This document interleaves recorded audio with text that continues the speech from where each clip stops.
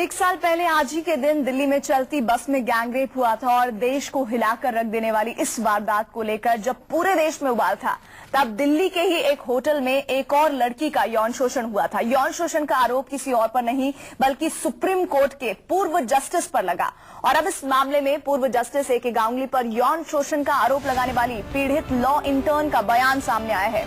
Supreme court के पूर्व justice Ganguly पर आरोप लगाने वाली लॉ इंटर्न का बयान additional solicitor general Indira Jaising के जरिए सामने आया है। इंदिरा जयसिंह ने अंग्रेजी अखबार इंडियन एक्सप्रेस को जस्टिस ए.के. गांगुली पर आरोप लगाने वाली इंटर्न के हलफनामे का ब्यौरा दिया है और ये हलफनामा इंटर्न ने सुप्रीम कोर्ट की जांच समिति को दिया है, जिसमें यह कहा गया है कि पूर्व जस्टिस गांगुली ने होटल के कमरे में गलत नियत से उसके हाथ छुए, रात को जबरन रोकने की कोशिश की, बाहों में भरने की कोशिश की और हाथ पकड़कर किस भी किया। तो ये वो बातें हैं जो उस हलफनामे में कही गई हैं। आपको हम एक बार फिर से बता दें, ये हम जो खबर आपको बता रहे हैं ये अंग्रेजी अखबार इंडियन एक्सप्रेस के हवाले से बता रहे हैं। लॉ इंटर्न से यौन उत्पीड़न का जो मामला है इसमें हलफनामा सौंपा गया है। उत्पीड़ित लड़की ने अपना बयान दिया है कि जस्टिस गांगुली ने बाहों में मुझे पकड़ने की कोशिश की। जस्टिस गांगुली ने होटल के कमरे में रुकने को कहा। इसके अलावा हलफनामे में यह भी कहा गया है कि शराब पीने के बाद पीड़ित भी शराब पीने को उसको मजबूर किया गया, उसको कहा गया कि तुम भी शराब पियो। जस्टिस गांगुली ने लिफ्ट तक पीड़ित का पीछा भी किया।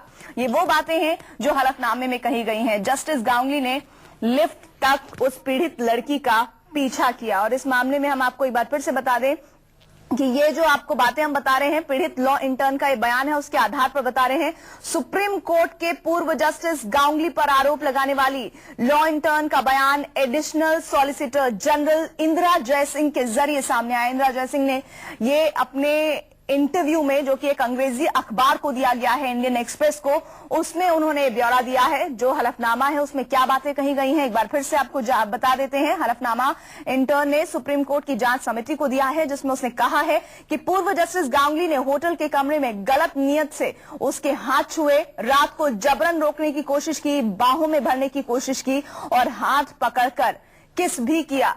तो आप समझ सकते हैं 16 दिसंबर वो दिन जब पूरा देश इस घटना के बाद हिल गया था, उसी दौरान जस्टिस गांगुली इस हरकत को अंजाम दे रहे थे। संवाददाता कुंदन सिंह इस खबर पर हमारे साथ जुड़ रहे हैं। कुंदन, बहुत ही अहम है, हलफनामे में जो बातें कही गई हैं हम ये कह सकते हैं कि एक स्ट्रांग एविडेंस हो सकता है और इन बातों को प्रूव करने के लिए अब सीधे सीधे अगर जस्टिस गांगुली खारिज कर रहे हैं तो उन्हें अपने आप को पाक साबित करना एक बड़ी चुनौती होगा।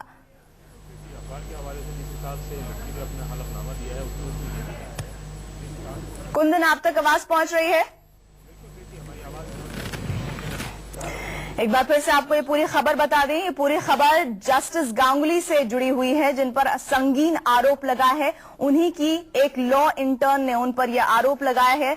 एक साल पहले जहां पूरा देश उबल रहा था 16 दिसंबर की घटना के बाद, उसी दौरान पूर्व जस्टिस ए.के. गांगुली पर यौन शोषण का आरोप लगाने वाली पीड़ित लड़की का हलफनामा सामने आया है। यह हलफनामा, मैं जब होटल पहुंची तो वहां जस्टिस गांगुली के साथ मैं थी। जस्टिस गांगुली ने कहा कि उन्हें ऑल इंडिया फुटबॉल फेडरेशन की रिपोर्ट अगली सुबह मिलनी है। उन्होंने मुझसे होटल में रुकने के लिए कहा और अपने साथियों से होटल में कमरा बुक कराने को कहा। मैंने कहा कि मैं काम पूरा कर अपने हॉस्टल लौट जाऊंगी। ये पीड़ित लॉ इंटर्न ने हलफनामे में जो बातें कही हैं वो हैं, जस्टिस गांगुली मेरी बात को अनसुनी कर कमरा बुक कराने के लिए कहते रहे। मैं होटल पहुंची तो वहां जस्टिस गांगुली के साथ 2 और लोग मौजूद थे।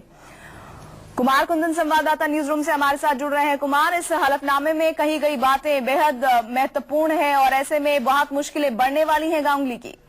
जिस हिसाब से उसने आरोप लगाया है, उसने यहाँ तक कहा है कि जिस काम को करने गई थी उसमें वेब रिसर्च भी कुछ काम था और जो होटल का इंटरनेट था वो वर्क नहीं कर रहा था। ऐसे में उसने जस्टिस गांगुली को यहाँ तक अप्रोच किया कि अगर इंटरनेट काम नहीं कर रहा है तो ऐसे में मुझे चले जाना चाहिए, क्योंकि अगर इंटरनेट में मैं काम ही नहीं कर सकती हूँ तो ऐसी स्थिति में वो रिपोर्ट फाइनलाइज नहीं हो पाएगी। बावजूद इसके जस्टिस गांगुली ने उसे रोकने की कोशिश की।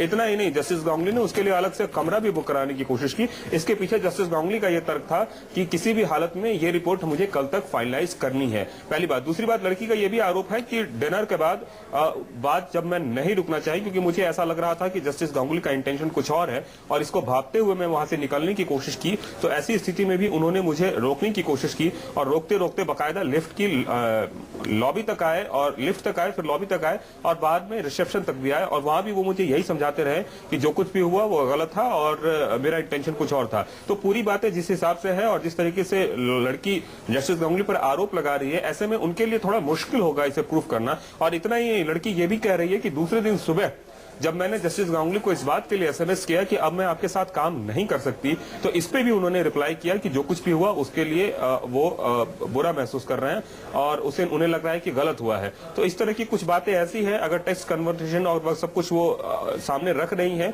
तो ये कुछ ऐसे एविडेंस है जो जस्टिस गांगुली के लिए मुश्किल हो सकता है, क्योंकि वो गांगुली बार बार ये कहते आ रहे हैं कि मैंने उसमें एक बच्चा देखा, मैंने इस तरह की बातें कभी की नहीं। लेकिन लड़की का आरोप कि उन्होंने मुझे वाइन ऑफर किया, वो क्रिसमस ईव था। लड़की का ये आरोप कि उन्होंने जब होटल का कमरा बुक नहीं हुआ तो अपने कमरे में भी रहने को फोर्स किया। तो इस तरह से कई सारी ऐसी बातें हैं जो उनके लिए मुसीबत हो सकती है।